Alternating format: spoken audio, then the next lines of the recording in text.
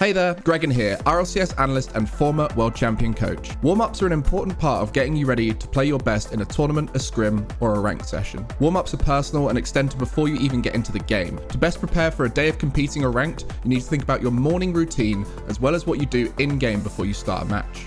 In this video, we'll cover what you should do from the moment you wake up until the moment just before that big tournament scrim or ranked session. Throughout this video, we're going to be covering a lot of information about what you can do to best warm up. So I've broken it down into 6 sections. The first section is everything you should do outside of the game before you even get into Rocket League. Second section will be about all the fundamental things you need to work on as you first enter the game. Then we'll go into personal specific warm up, which will change each time you're training. Section 4 will be about the stuff you do as a team when you're in a call with your teammates. Section 5 is the final mental preparation before you go into your big rank session, scrim, or tournament match. And Section 6 is where we're going to talk about how you can make it perfect for you and personalize it to your own needs.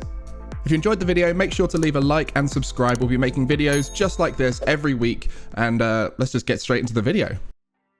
Section 1. Make sure your setup is right. So this step is one that a lot of people will skip over, and you might actually have it nailed just based off of the fact you've done it right all along. But this is the point where you need to make sure you feel comfortable in your setup right now. So it's particularly important to note this step when you're playing in a different location, like at a boot camp, an event, maybe at a friend's house, because it could affect the way you play. You know, have you got everything done before you go into game? Have you got your chores, your homework out the way? Is there any distractions? Is your mum or dad gonna call for you to go and have dinner any moment now? The important thing here is that you're ready to play and nothing else. No distractions. There is no perfect setup here, but I'm just going to list a few ideas. Whoa, pause. Future Gregan here. I said a few ideas. I've split section 1 into 11 different sections, each of which giving you a few ideas on how you can improve your own setup. So listen out for one of these sections that you think might improve your own setup and try implementing it next time you do a warm-up. First place to start is room temperature.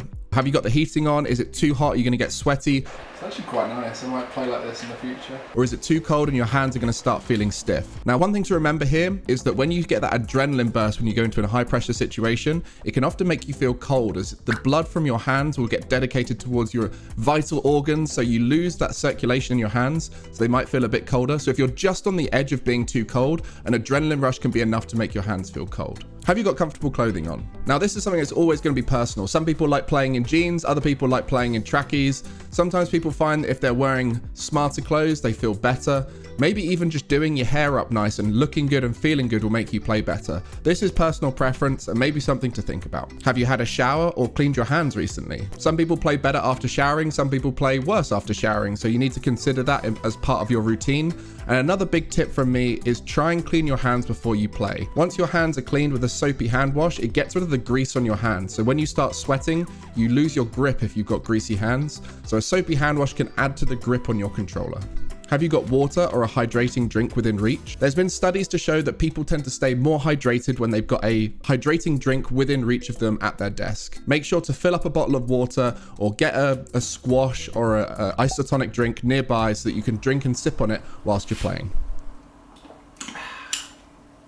Bear in mind that if you've got a sugary drink or a caffeinated drink, that might dehydrate you. So make sure you've got water there to balance out the dehydrating nature of those drinks. Are you hungry? Now, again, this is going to be personal preference. Some people play better when they're hungry. Others play better when they've got a full stomach. But in general, you don't want to be too full because if you feel full, you're going to start feeling sluggish as your body is going to start dedicating blood towards the digestion of that food and take it away from places like your brain, which are really important for you to play at your best. Have you exercised? There's been studies to show that if you get up your heart rate a little bit before you go into a competitive scenario, you'll be more alert and play better.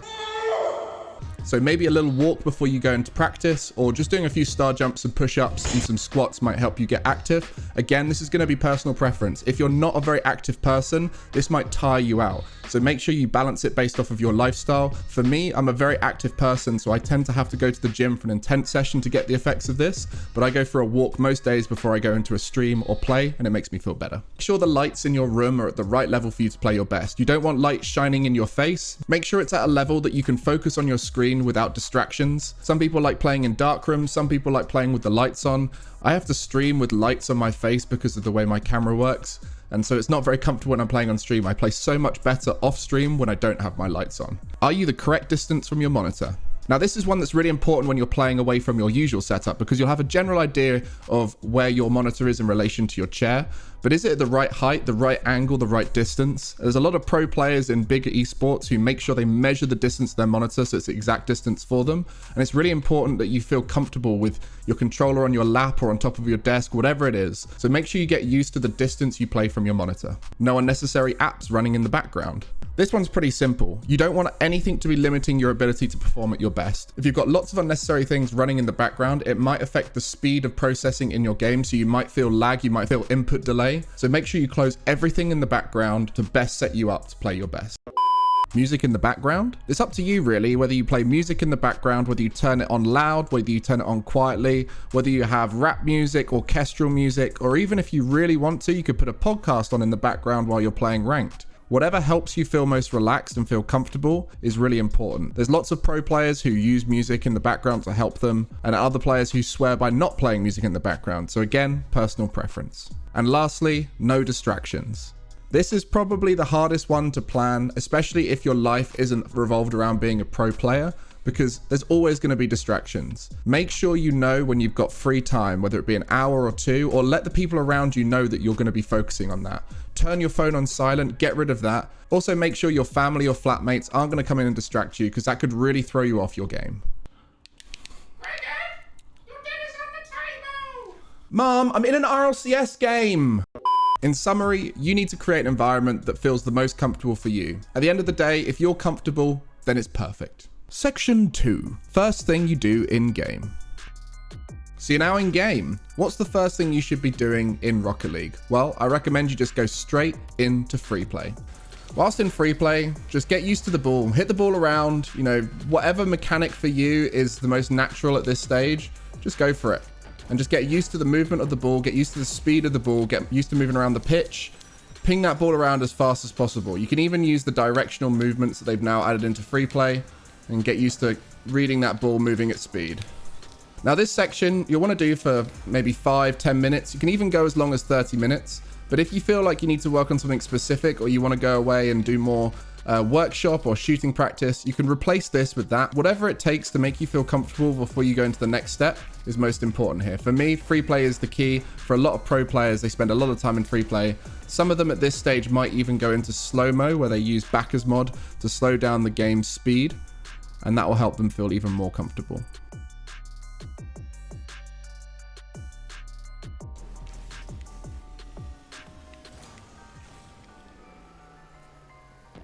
Now, if in this section you're not feeling particularly comfortable, maybe you want to revisit some of the stuff we spoke about in the last section, or maybe you just want to go into the garage and switch up your car. Maybe that's what's making you feel a little bit slow. Oh man, I feel so much faster in this car. Maybe not. I think it might be a Fennec day today. Ooh, yes, I'm feeling fennicky today. Section 3, personal specific warm-up. Now that you've done a bit of free play or basic mechanic training, it's time to up that mechanical variety and difficulty. What I recommend here is you try a training pack or something that's a bit more challenging. If you want a good GC warm-up pack, the link is in the description. I created a video all around the most important mechanics for GCs, SSLs, and high champs to work on. That can be a really good way to warm up here. Or go into some replay analysis, watching players who are a higher level than you or your own replays to see where you can improve. And if this is a training day, try and mix this section up because every single day you want to have variety in this section to make sure you improve the areas that might be your weaknesses. I wouldn't recommend at this stage going into ranked unless you're looking to do some ones. Ones is a great place to isolate your mechanics and really focus on them. You don't necessarily need to focus on the result when doing ones in this scenario, but just focus on executing the mechanics with another person there trying to challenge you. If you don't normally do much ones, this could be a good time to integrate it into your training process. There are several different ways in which you could train in this section, and the more you vary it, the more you'll improve and be a rounded player. Maybe you want to try some workshop maps if you're on PC, maybe a custom training pack specific to a mechanic that you're working on. But at the end of the day, replays, ones, doing more specific custom training packs will be very good for you at this stage. We'll create those different strains before you go into a team-based environment. How long this section is depends on yourself. If you like warming up for a while, this could go on for half an hour, maybe an hour. For some people, they'll do 10-15 minutes more free play than they did earlier, and they'll start to feel warm. But you should now be ready to join your team in a team-based environment and move on to the next section. Section 4, team-based warm-up. At this stage, you should be feeling your best, ready to go into a team-based environment. If you're not fully warmed up, you might make mistakes that will start to condition your teammates to not trust you. And so at this stage, you want to be playing your best. So this section is all about warming yourself up around your teammates against real opposition and working together. So passing plays, communication, and rotations. If a good rank session is the goal here, then maybe the first few rank games you go into, you want to just relax and accept that they're warm-ups and not really worry about the results. And then afterwards, that's when you can really focus on winning. If you're going into a team-based scrim environment where you're going to be doing practice matches against other teams, maybe doing a few rank games before going in might be a good way for you to warm up with and against other people. But maybe you just go into the scrim with the same mindset with the ranked, that the first few games are just warm-up games and that results don't matter. And then by game 3, game 4, that's when you really start focusing on playing your best. Now, if it is a tournament, I highly recommend you find a practice scrim against another team or do a thorough ranked warm-up if you can't find a scrim, so that when you go into that tournament match, it's not the first time your team is playing under pressure as a team. This section will last a varying amount of time depending on what level you're going into. If it's ranked, you probably only need to do a few games to warm up. If it's a tournament you're going into, it might take up to an hour of warm-up as a team. The main thing I would say is just before you go into that big session or the big tournament match, take a 15-minute break before you go in. And again, this will vary person to person. You might only need 5 minutes, you might need 25. But 15 minutes seems to be a good amount that I've seen a lot of pros take on. What are you going to be doing in that 15 minutes? Well, that's section 5. Section 5, final preparation. Just before you play is an important time to get mentally prepared. This is where you focus on who you're playing, what the circumstances of your playing is, and how you're going to go out there and do the best you can with what you can control. So this is where you might want to take some deep breaths and start focusing on what's in your control, what you can do your best, and not worry about any other factors going on in the world right now. Whilst you're doing your deep breaths, think about all the preparation you've done, all the hours you've put in, the morning routine you've put in place. You've done everything you can to go out there and play your best. With those deep breaths, take long deep breaths so you can center that focus. And then when you go back into the game, you're going to be focusing on nothing but Rocket League. At the end of the day, if your best isn't good enough, that's fine. You can go away, you can work on that and come back stronger. But right now, you've done everything you can to prepare for this moment to play your best. During this final preparation, if you're not mentally preparing, it's a good chance for you to go to the toilet for the last time before going into a tournament. Maybe getting up and stretching your legs so that you feel a little bit more awake and alive. And also, like I mentioned before, that top tip of a soapy hand wash so your hands are as grippy as possible when you go into that match. And hopefully you won't lose your grip as you start sweating or getting really excitable. The last thing to think about in final preparation is whether you want to spend a bit more time in free play to keep yourself focused. This will be different person to person. It will also depend on whether you need to get up and go to the loo, how much time you actually have before your rank session, scrim, or tournament starts. If you're ready now to go out there and play your best, then you've done the perfect warm-up for you, and you can go out there and trust that you've done everything you can to play your best. Section 6, it's your time to personalize. I've gone through several different ways in which your warm-up can be improved, and some of them you might do already without realizing, some of them you might have never thought about. Like every skill, you need to practice it. So when you're doing training days, practice your own personal routine and maybe even write out a diary of what you would plan to do in a perfect warm-up day. And maybe even save some of your favorite things that you like doing, maybe a particular breakfast or having a nice smoothie on a match day. Save those for match days so you feel that little bit better, and then go out and use those as part of your warm-up routine on the big days before tournament matches. One factor I haven't mentioned so far is the most important thing with your warm-up is you need to believe that it's working. If you think that what I said about exercise earlier is a load of rubbish, don't worry about it. It's important that you believe what you're doing is going to best prepare you for your day of competing. Maybe try some of the things. If it didn't help, then, ignore it. But if you feel comfortable, that's the most important factor in your warm-up. I helped Wayton come up with his own morning routine, and he tried implementing it for a full week of practice. He noticed a massive difference in himself using some of the ideas in his video. Make sure to go check it out and maybe leave a comment saying that Gregan sent you or something.